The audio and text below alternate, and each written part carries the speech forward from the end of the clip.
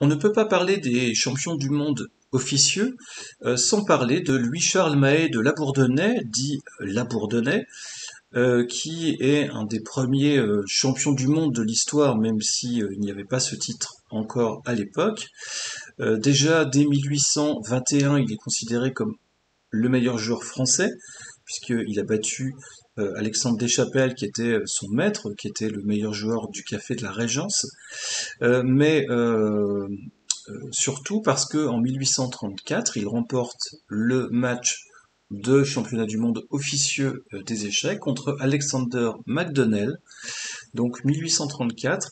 Et c'est un match qui est très important dans l'histoire des échecs parce que c'est le match le plus long de l'histoire. 85 parties et un score de 16 victoires pour Labourdonnais et 5 victoires pour McDonnell. Donc on voit que Philidor a eu Philidor n'a pas eu la chance de Labourdonnais.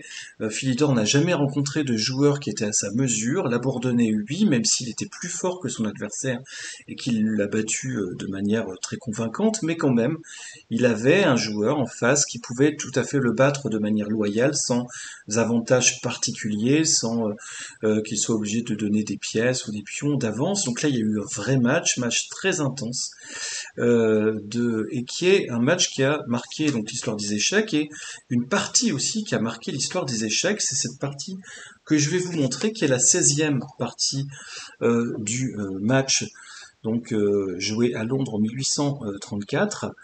Euh, et c'est une des plus grandes parties de l'histoire des échecs, et c'est pas moi qui le dis, hein, c'est le Mammoth Book des parties d'échecs, hein, The Mammoth Book of the World Greatest Chess Games, donc que vous voyez ici, qui est un ouvrage de référence, un ouvrage de Graham Burgess, John Noon et John Hems, avec la participation de Viswanathan Anand, de multiples champions du monde lui-même.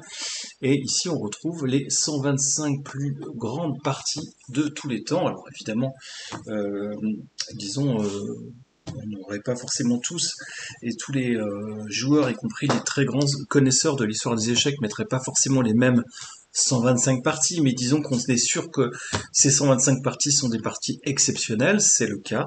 Et de la première partie historiquement que l'on retrouve dans ce livre, c'est justement cette partie que je vais vous présenter, donc avec McDonnell qui joue avec les blancs et Labourdonnais qui joue avec les noirs, donc E4, C5, hein, Labourdonnais joue la défense sicilienne qui est une défense qu'il aime particulièrement.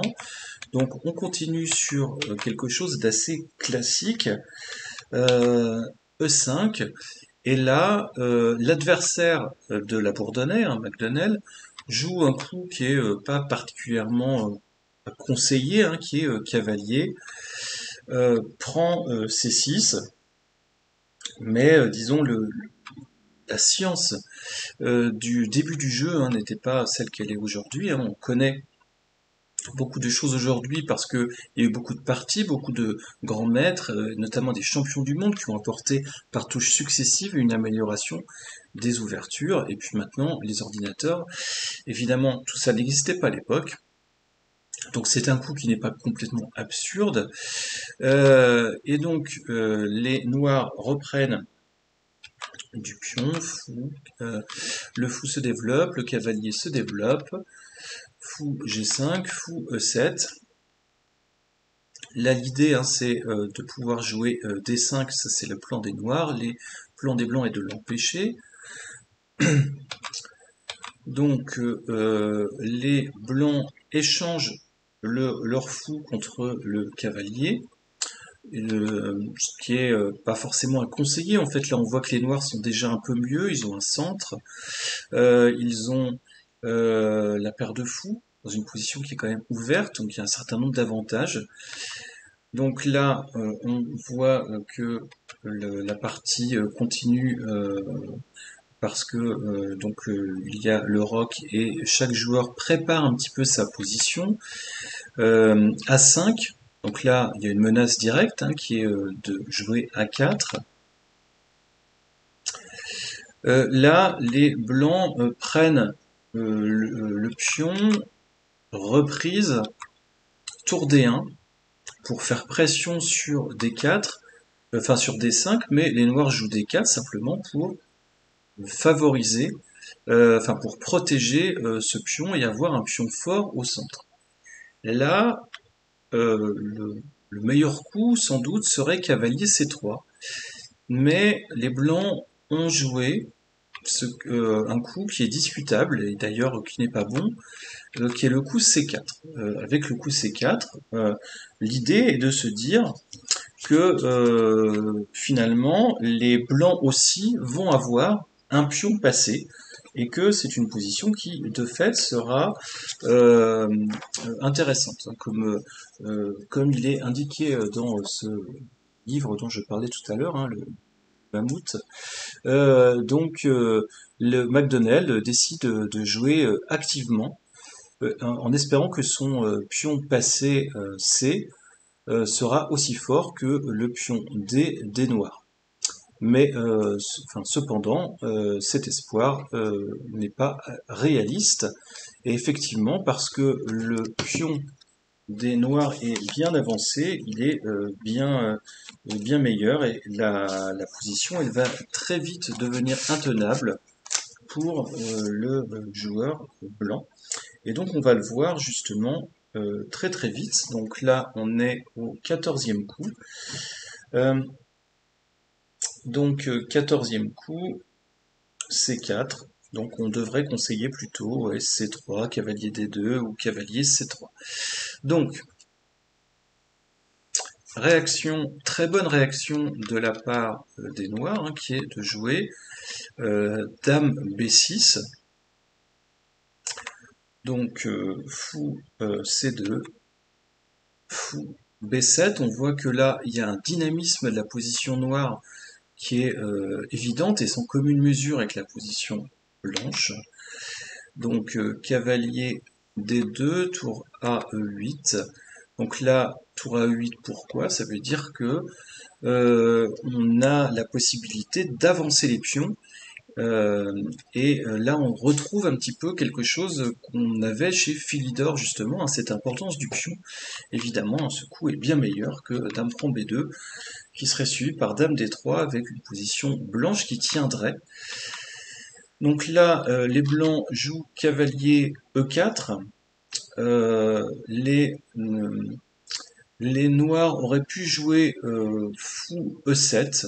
Ils ont joué plutôt fou D8, qui est un petit peu moins bon, puisque les noirs enfin les blancs, pardon, peuvent avancer leur pion, essayer de profiter de ce pion avancé, enfin de ce pion passé, pardon.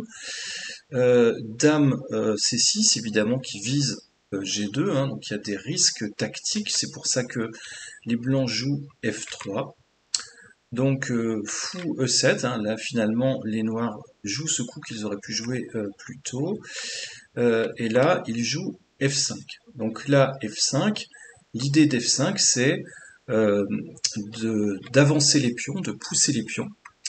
Donc Dame C4, échec permet de replacer la dame blanche, puis ensuite de jouer fou A4, et là on se dit que la position elle tient puisque les blancs vont regagner, enfin vont gagner plutôt une qualité. Mais évidemment c'est quelque chose qu'a parfaitement vu la Bourdonnais, mais qui a sacrifié ce coup, hein, enfin qui a sacrifié cette pièce, pardon. Et là, on a une position qui est, disons, beaucoup plus tactique, c'est-à-dire qu'on est passé de la position, enfin du moment où il fallait avoir un centre fort, au moment où, disons, on a commencé les schémas, les plans de jeu tactiques, donc dame H6. Donc là, on voit qu'on est sur une phase d'attaque forte. Les blancs prennent la tour, mais qu'importe, puisque là, ça permet aux noirs d'ouvrir complètement la position. On a un coup intermédiaire qui est C6, hein, qui est assez intéressant. Et après, E prend F3, tour en C2, on va avoir le coup Dame E3 qui permet de rentrer dans les camps, dans le camp des blancs. Alors en réalité, il y avait une défense à cela que n'a pas vu Alexander McDonnell. Il aurait pu jouer suite à cela Dame F2 et la position tenait, puisque après Fou C8, on avait Fou D7 qui tient la position, Fou prend D7, C prend D7. Mais évidemment, c'est très difficile à voir. Aujourd'hui l'ordinateur nous permet de nous assurer effectivement que la position tient, mais évidemment les conditions de l'époque ne permettaient pas de le voir, et Dame 3 est un bon coup qui justement permet d'avancer. L'autre coup possible aurait pu être Fou A6 et après Dame prend, on avançait le pion. Ça aurait été tout à fait remarquable comme position, mais je dirais qu'importe, puisque le coup Dame 3 a été joué, Roi H1, Fou C8, justement, qui a plusieurs avantages, évidemment, on protège le fou, on bloque la case C1 et on oriente le fou noir vers le camp du roi blanc, donc c'est très intéressant. Fou D7 évidemment s'impose, et là on rentre sur de la tactique qui est F2, qui est un coup très fort, très intéressant.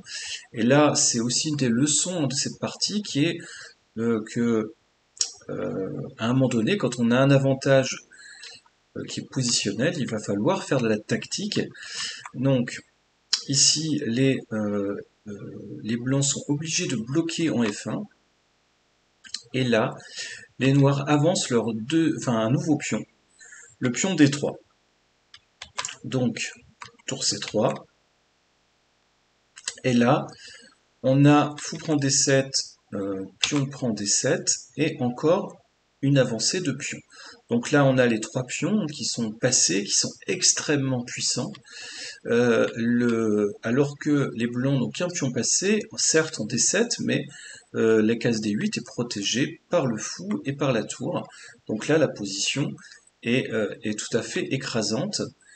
Donc les blancs font ce qu'ils peuvent, ils vont en C8, mais disons c'est trop tard. Et là, les noirs jouent l'excellent fou D8.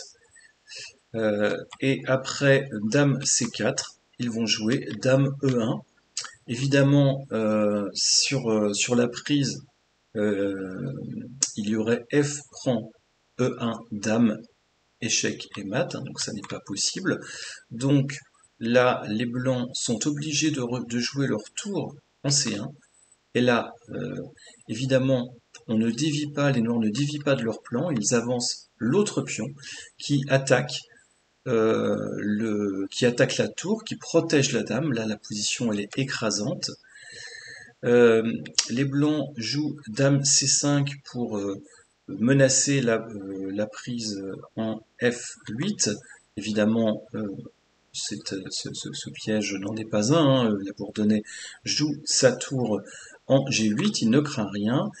Et après tour D1, pour essayer de tenir la position, les noirs jouent E3. On a une position qui est tout à fait remarquable ici, avec ces trois pions d'une puissance écrasante.